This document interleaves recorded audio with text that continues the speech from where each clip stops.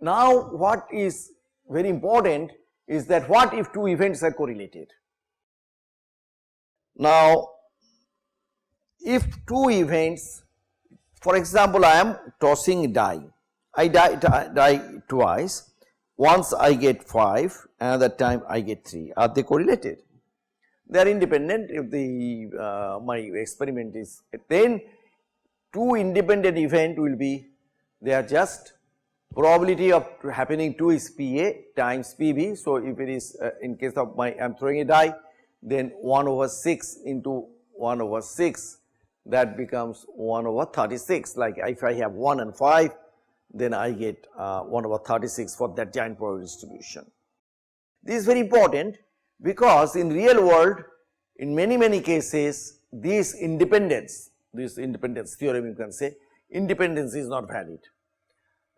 So not at all affected by getting 1 3 of dice is not important by the 2, hence the probability, as I said, is multiplicative. Again consider two events A and B. Now we want to know what happened. In this case they are not correlated at all. One outcome of second experiment does not depend my outcome of the first experiment. However, as I keep saying, in the most of the case in the world, these two are indeed correlated. That is what is interesting. What is important when there is a correlation. You have a phase transition when there is a correlation. You know, we live in this world because things are correlated. If they are independent ideal gas, then we won't survive. So now if we can ask the question, given an event A, what is the probability of the occurrence B? This is called the conditional probability, that I give you an information. Now if A has already occurred, then probability B depends that A has occurred. I give you an example. I take a liquid molecule and around the liquid molecule there are 10 neighbors. I tell you that there is a 10 neighbors now. Now next time, about say 1 picosecond later or 100 femtosecond later, I ask you what are the probability the number of molecules will be 10 or 11 or 12, and you will know now it is within that number, that will be either 10, 11 or 12. So conditional probability says knowing an information of an experiment. When you know that, then before even you do the next experiment, you have an idea of what would be the outcome.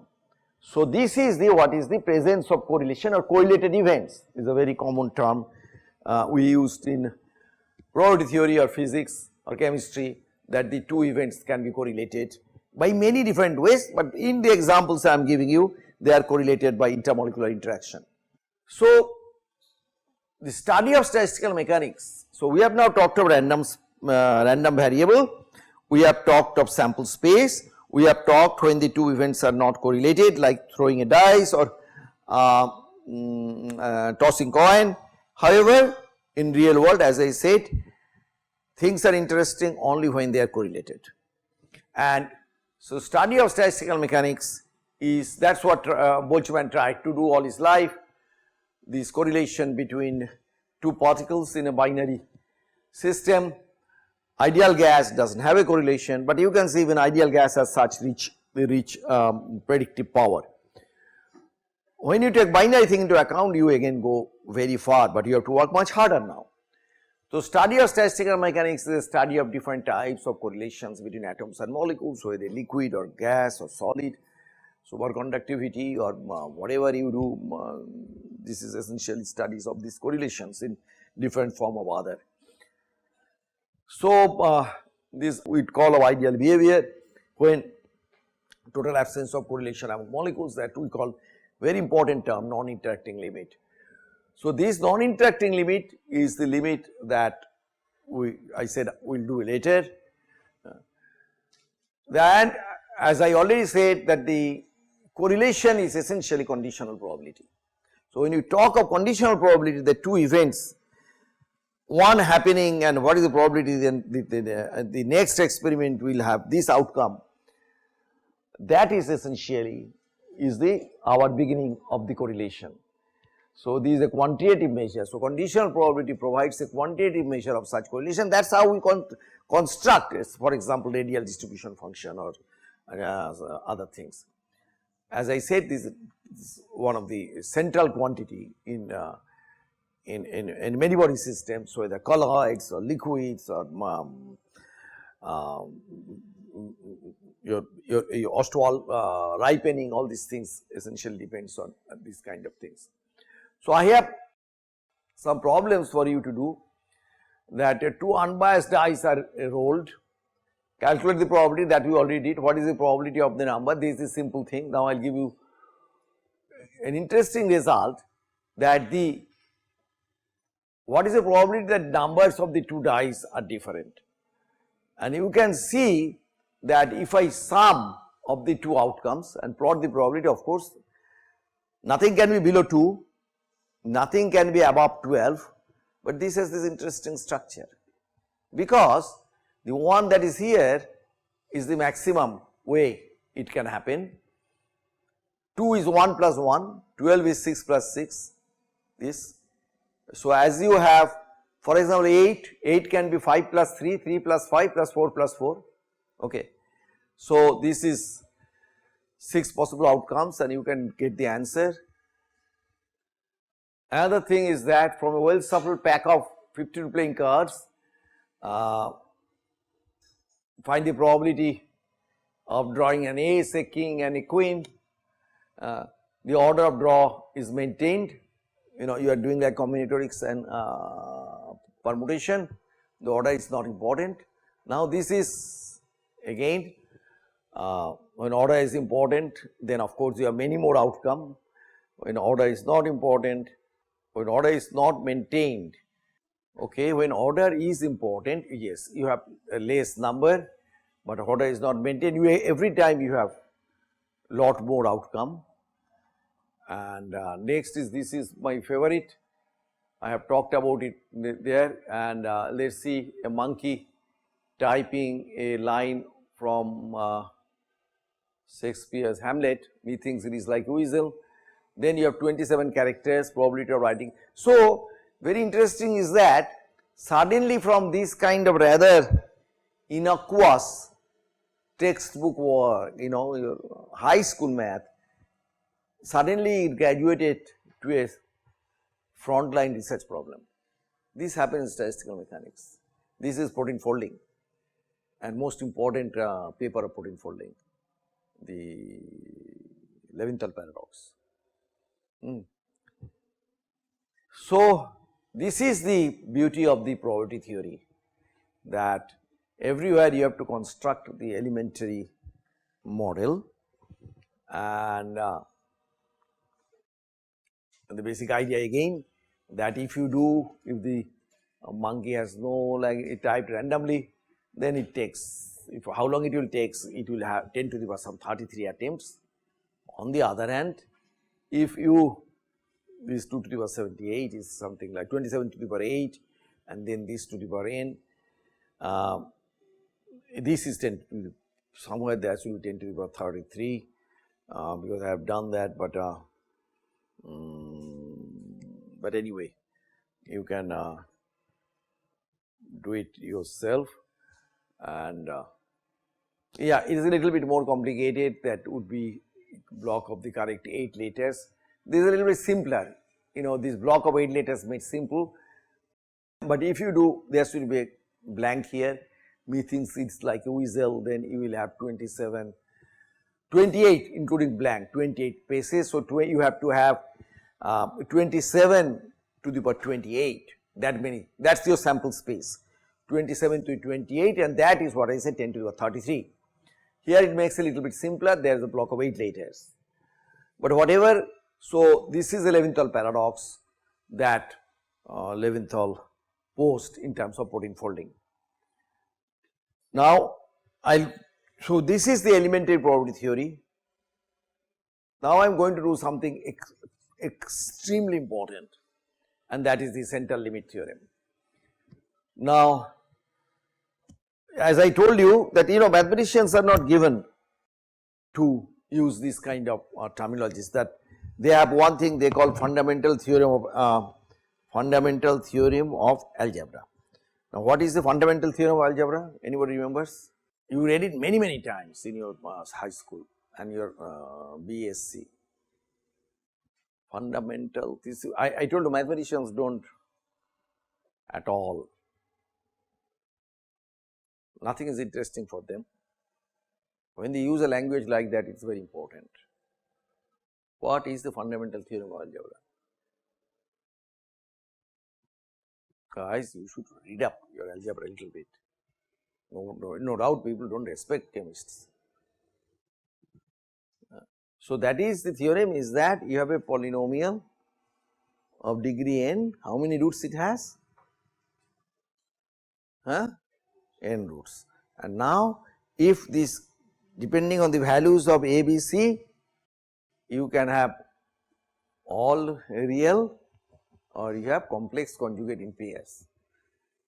Why it is so important?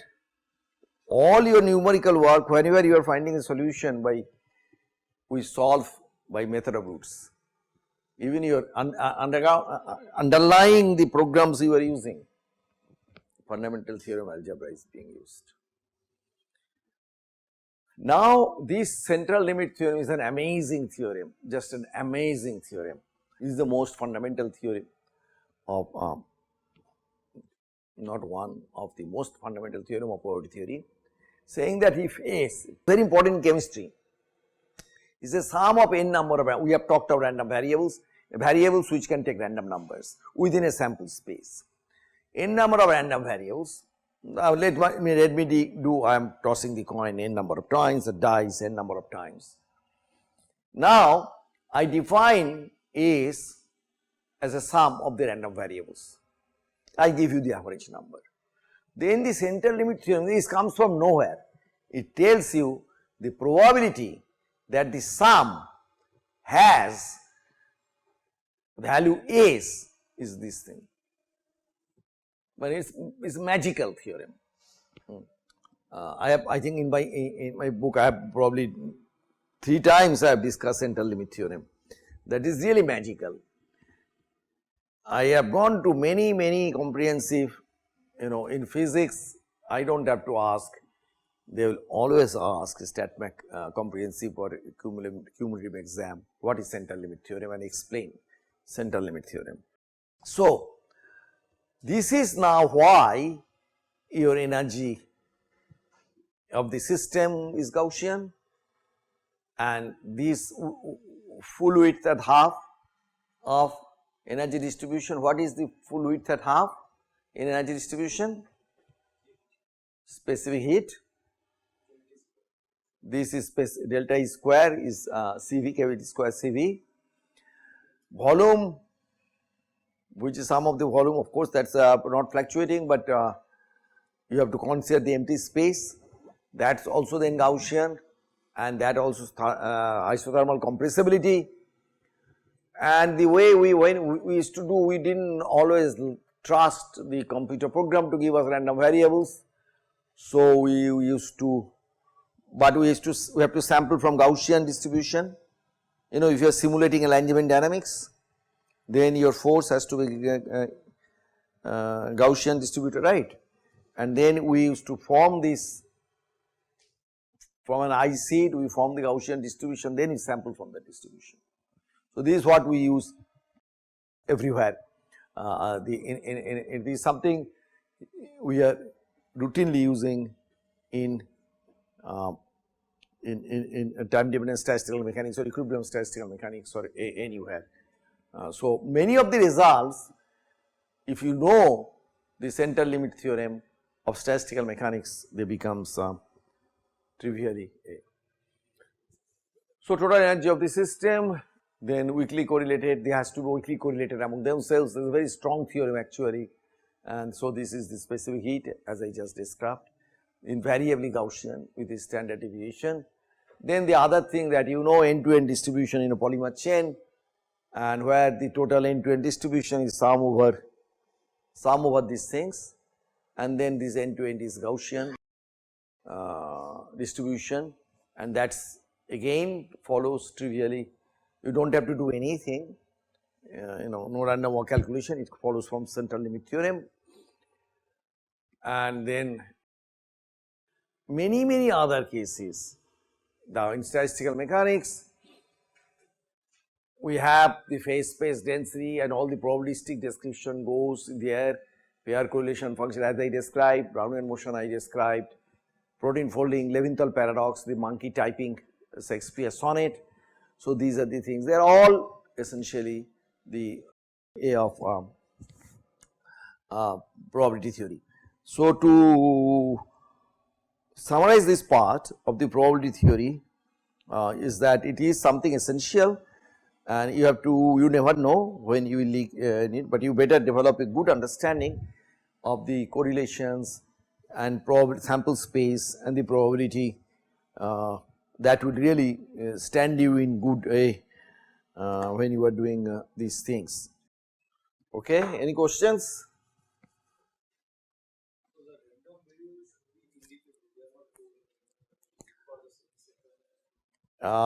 No, basic idea is to following. You have a random variable x, let us say position, and you now do an experiment, find out what is the position. Now you do one more. So whenever you think of random variables, you have to think what is the outcome, what are the values it can have, that define the sample space. Okay. Now first I do the experiments, find all the sample space. Now if I do an experiment, I get a value say 10. Now I am repeating going to the experiment. If it is not correlated, next value can be anywhere in the sample space. However, if they are correlated, then it will be a constraint on that, it will be near about that 10, something like that. Okay. Now this is anything else, any other question? Yes. The first problem on probability like a sharply graph. Can we think of like many convolutions of that graph to result in a Sure, it is a very good question. See, this is a just very well defined discrete experiment. Our outcome is discrete. We are tossing, we are doing a dice, and that is the reason it is cusp like thing. But if your outcome is a continuous within again a sample space, then you have no problem, then you have your smooth thing that you are looking for. That is what is important even when you do computer simulations. We always tell students to look at individual values. What are your outcome? And have many times one or two results go out of bounds, then something is wrong, and ultimately many times the program becomes unstable. So an idea of, for example, in a many body simulation, energy has to be conserved. What do you mean energy has to be conserved? It is fluctuating, of course, but it has to fluctuate within a given bound. Volume, if you do NPT simulation, then volume is fluctuating. So, but you need to know when it fluctuates too much, we discard it, because then we say, okay, my sample space is not what it should be. So, instead of blindly going and using a computer program, it is very important to realize what is going on inside the not inside the program, but in the problem, what are the kind of things. Because like one of my student now simulating the old problem I did long time ago, diffusion, 30 years ago, diffusion in a triangular potential, which is a very interesting trapping incident. And once one professor from Cambridge, who was an FRS actually, came to me and was very excited about that work. He heard of that work and heard I am in Bangalore. He wanted to do a study of chaos, and I was least interested. In my young age, I would do what I want to do. I just not interested. Anybody coming and telling me that let's do this problem, I would not take that. I should have done that, but that problem now, my student, I told him just simulate it, find out. So what happened? There is a trapping. It is not trapping in local within a region. It is trapping in a trajectory space. So then it goes like this along a line. Then after some time it goes off. It becomes diffusive in a very long time. So how it goes from one trap trajectory to another trap trajectory, and how the diffusion sets in. When we published that, we did some work, but we didn't have this kind of computer power. So we could do only up to, for example, elementary steps of 1 million or so. To do this, you need to run it many billions. So I'm asking, I'm telling the student, look into it carefully as a problem of mechanics. Okay. Now we'll anything else?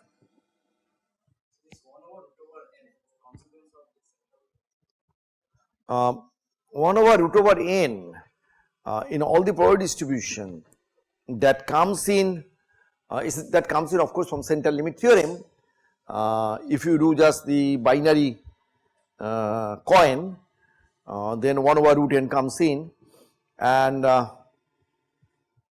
so basic idea of course one gets from other than central limit theorem, you want a physical insight, 1 over root n. Is that what your question? Okay. So one of the thing is that the statistical mechanics, that when we get delta E square and we divide delta E square by n, and a system is stable if it goes, is n going to infinity, the relative fluctuation has to go to 0. Okay. So we get root over n by n, and 1 over root n, that goes to 0, and that saves our day, and we become okay with that. Now what precisely 1 over root over n comes from? In the tossing of coin, that I believe comes from our application of Starling's theorem. Okay. But physical insight of that, I have to think about it. It's a very good question. Probably I knew, but now I don't remember it. Why it is 1 over root n? Why not 1 over? Why not n to the power 1/3, right? Yeah, that's different. That's different. That's very different thing. That's when you have instability or you have things going out of bound. Yeah, you get always 1 over root over n. Central limit theorem gives you 1 over root over n. And many of the times we are happy with the central limit theorem giving 1 over root n.